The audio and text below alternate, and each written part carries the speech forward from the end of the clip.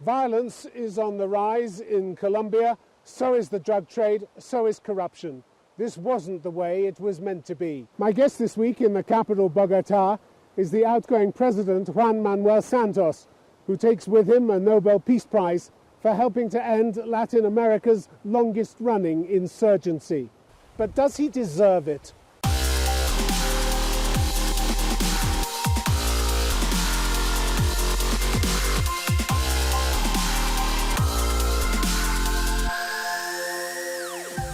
President Santos, welcome to Conflict Zone. Thank you. You won a Nobel Peace Prize for bringing an end to the 50-year war with the FARC rebels. But your popularity in the country and the popularity of the peace deal has sunk dramatically in recent months. I think in February your approval rating was down to 14%. In the same month, just 17% said they were in favor of the agreement. Without public buy-in, you're in real danger of losing this peace, aren't you? No, peace is irreversible. There's no way back. The agreements are there. History would tell you something different. No, the agreements are there. The agreements have been ratified by Congress, by the Constitutional Court, and the people will not allow the peace process to go back. Some people would like to bring war back, but that is something which will not happen. And I'm very proud to say that I'm leaving this country for the next government and next generations, a country in peace with no FARC. But loud alarm bells ringing from the international community, particularly from the UN Security Council, the High Commissioner for Human Rights warning about a huge spike in violence, and what's more, high levels of resistance to the peace deal among those people who are needed to implement it. I'm talking about political and economic actors, legislative and judicial bodies, civil servants. You can't do without these people, however certain you are that this peace process is on track. You can't do without them. They make it work, or not. In Congress, they just approved the last law that was necessary to put in place transitional justice. The commanders of the FARC in the last elections, they voted for the first time in their lives as now political leaders and not commanders of a guerrilla group. The areas where they operated are now areas where investment is arriving. And the peace process has been implemented according to the institution that was chosen to oversee the implementation at a very, very satisfactory rate. So things are moving. Of course, the expectations of many people are way beyond the capacity of any government to deliver in such a short amount of time. But you severely underestimated the deep hostility of your people to the peace deal with the FARC, didn't you? Before the referendum, you went around saying to everybody you'd win by a landslide. In 2015, before the vote, you said in a TV interview, when I submit this to a plebiscite, I'm absolutely convinced that people will be overwhelmingly in favor of peace. But they weren't, at least not your peace. I was wrong, as you were wrong with Brexit, for example. The English people also said there's no way that Brexit would win. It won. Referendums are answered for reasons different from the particular question. But the important thing is that the peace process and the agreements were renegotiated with the people who voted no. 95% of their suggestions and observations were taken into account. But you didn't trust to put it back to the people, did you? You pushed it through Congress. Because legally I was not obliged. The legal procedure in my country is that you go to the Congress, and Congress, by an overwhelming majority, ratified. And then the Constitutional Court, also by unanimity, said these agreements become part of the Constitution. You made a promise that if the people turned it down, you would walk away. I remember seeing you say, there's no plan B here. Yeah, there's no plan B. Why did you break that promise first of all, push it through Congress instead of putting it back to the people? I never said I would walk away. Never. I said I had no plan B because I was quite sure that I was going to win, but I never said that. But you broke your word. No, I didn't. What word did I break? Tell me. That if the people turned it down, that would be the end of it. I never said that. There is now, though, a public level of despair, isn't there, taking root? The headline a few days ago in El Tiempo was simply this: how many more people must die?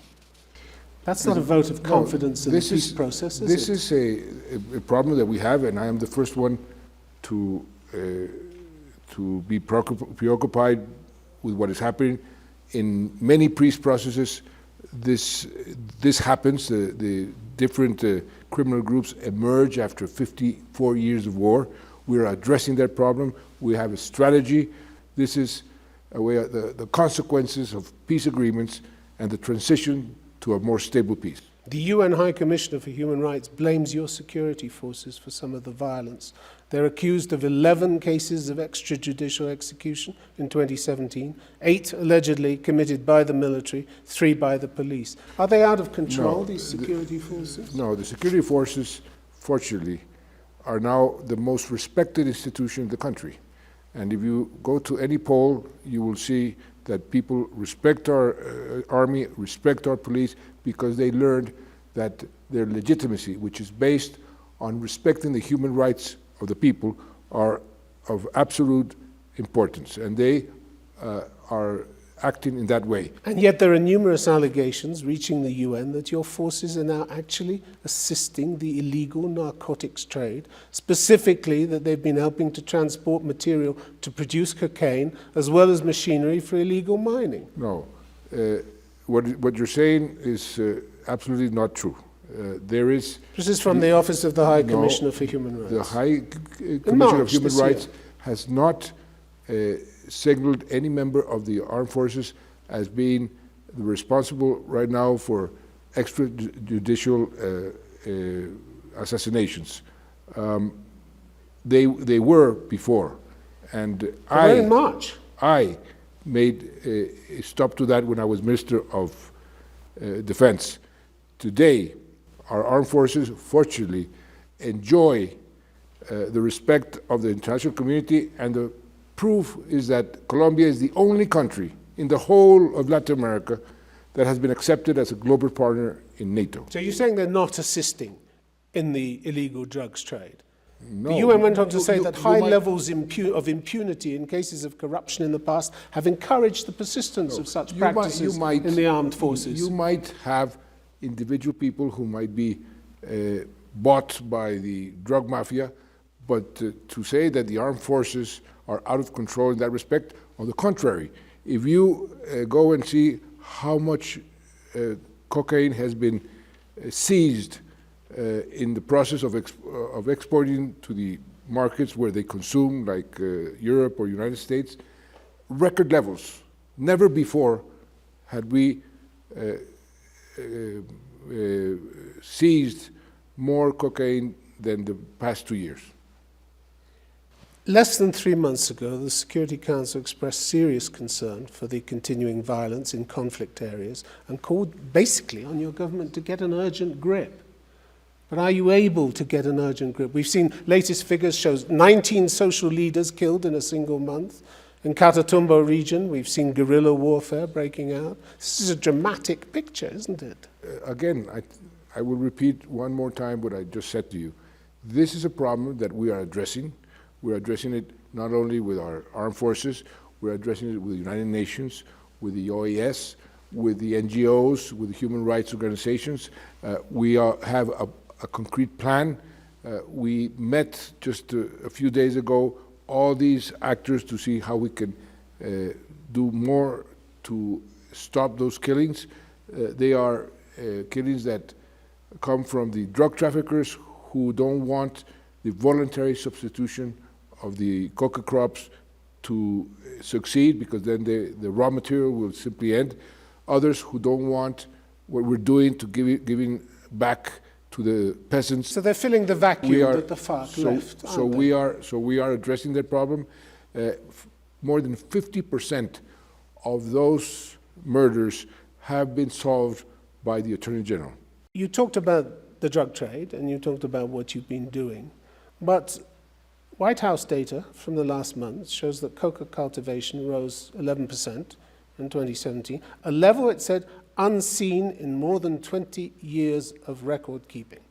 Donald Trump said to you, record growth in cocaine production must be reversed. This was just last month. And I said to him that 81% increase in coca consumption in the U.S. is also unacceptable. This is a problem that the world has, and it's a problem that the world has to address in a different way. But what about your part in this? We have, for the first time, a concrete strategy that will allow us to be effective in eradicating the coca plantations and substituting them for legal crops. For the first time, never before, because of the conflict, had we done this, had we been able to do this. 921 metric tons of cocaine in 2017, up almost 20% from the year before. And today, and this year, and that's going in the right direction. And this year, we're going to eradicate 110,000 hectares, 40,000 by voluntary substitution, 70,000 by forced eradication, and that is half of the whole production, more than half. And we're seizing. Now, this is what you're trying to do. I'm talking about concrete results of what you've done so far. So far, which are not encouraging, are they? No, so far, they are very encouraging, because so far, last year. Levels unseen in more than 20 years of record keeping. That's encouraging. Last year, we eradicated more than 50,000 hectares. And this is not a simple number, it's a reality. And we seized more than 500 tons of cocaine being exported to the world markets. That is not a fiction, that is reality. We are fighting a war that is being lost by the world. Colombia has been the country that has made the highest sacrifice in this war on drugs that the world declared 45 years ago and has not won. But you're refusing to accept your part. No, we of course accept what we have. It's a struggle that has cost us our best leaders, our best journalists, our best judges, our best policemen, and it brings more corruption and more violence to this country. And in spite of that, we are still the #1 exporter of cocaine to the world markets, in spite of the tremendous effort we've done. Why? Because the world has a wrong approach to the drug problem. It's not just the world's fault, is it? You can't just blame consumption. Sorry? You have a market here that works, isn't it? That provides people with fantastically huge sums of money. Who consumes the cocaine? Who? Your country. Around the world. Oh, so it's a co-responsibility. It's your responsibility and my responsibility. So it's yours as well. Yeah, of course it's us as well, but it's not us only. And we have learned more than any other country how to fight the whole chain of the drug trafficking business. And we would like to have more support and more co-responsibility of the consuming countries. Let's talk about FARC and the assets that they were required in the peace deal to hand over to you. They declared a derisory figure of around 332 million in total assets. This doesn't even represent a fraction of what they have from years of drug dealing, extortion, kidnapping, illegal gold mining, does it? Who says that? Well, you've already seized more than 200 million worth of assets than they declared. You know what they said? So they've been lying, haven't they? You know what they said? They said that the FARC had so much money that they were going to buy the elections and that they were going to take over the country. That's what they said. You know how many votes they got? 58,000. Are you saying that they don't have huge sums abroad? Where are they? Are you saying they don't have them? If you tell me where are they, we will go and seize them. You've already seized more than $200 million worth of assets that they didn't even declare. So you know they've been lying about this, haven't you? Where are those assets? And I will go and seize them immediately.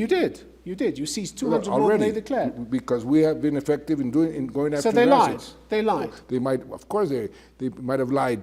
But they're making a mockery of the deal, aren't they? We are going after their assets, and if you tell me that there's a huge amount of money that they have outside, tell me where they are. You're happy that they're making a mockery of the peace deal by not declaring these assets? Well, but if you tell me where they are. I'm telling you, you've already discovered 200 million more than they declared. And so that proves that they have more? Lying. And so that proves that they have more? But it Is that proves they've true? been But lying tell me, to you, doesn't it? If they've been lying, they will lose their benefits. What did they declare to you? Assets like broomsticks, orange squeezers, mugs, talcum powder. And gold and money and their catchets full of arms. This is a peace deal which is an example to the rest of the world. There's a transitional justice system that for the first time is being negotiated under the terms of the Statute of Rome. This is something that is already working, so there'll be no impunity as there has been in the other peace processes around the world. Well, the International Criminal Court, talking of the Rome Statute, is leaning over your shoulder and stressing the need for rigorous verification of the execution of sentences, isn't it? It's constantly reminding you. But I'm sorry, if they have not been sentenced yet, how can they claim the rigorous because they're worried that the impunity is going to be a feature of this transitional deal. justice is just starting. It's just starting. How can you claim that they have not been rigorously complied with because they have just started? Nobody has been condemned yet. They've already expressed concerns about some of the language in your Legislative Act 01, which they say could allow people in positions of command responsibility to escape their responsibilities. Who says that? The ICC said this. No. Yes, they did. No. They have said what is working right now for us. It's acceptable. The transitional justice that you're applying is acceptable. There is no, so far, any criticism of what has been put in place, and I repeat, it's just starting to work. Well, the deputy prosecutor earlier this year, who visited, said there were concerns over parts of your legislation in the Legislative Act. Before the final piece of legislation was approved in Congress, before he said that. But this is May we're talking about. Yeah, this is May. But in the final legislation that was approved, what was approved was something acceptable to all the parties involved. You talked about no impunity in the deal with the FARC, but let's talk about the cases of so-called false positives in your army, where soldiers massacred innocent civilians and pretended they were terrorists. All this in order to boost their results and take advantage of bonuses and rewards. Thousands of cases. Shameful thousands of policy, cases. yes. The government of Colombia consistently played this down, didn't they, this appalling phenomenon. They told a UN rapporteur in 2009 the practice was not widespread and that such unlawful killings were isolated instances. This turned out to be a lie, didn't it? They weren't isolated incidents. You know who stopped those false positives? I did. I stopped those false positives. They were taking place when you were defense minister, weren't and they? that's why where I took action, and they went down to zero. No more false positives.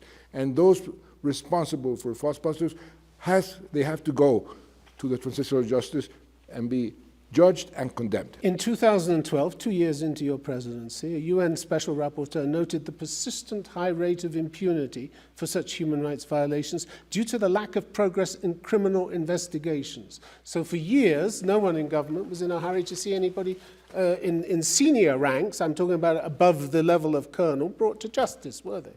Well, right now we have many generals who have been investigated. They are going to submit themselves to the transitional justice. And you really think they're going to be convicted? Any generals are going to? Of course. They haven't been? No, because they have not started the process of the transitional justice.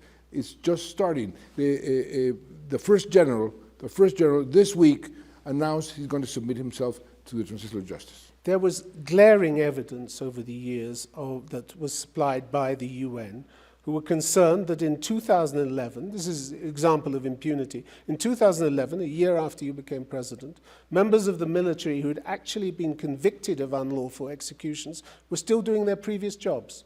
They were detained, he said, in conditions of considerable comfort in a military facility and were allowed unregulated movement outside the facility. People had already been convicted of extrajudicial killings. So if they're convicted, how can they be in Exactly. How can they live in No. comfortable If conditions? they are convicted, they no longer belong to the military.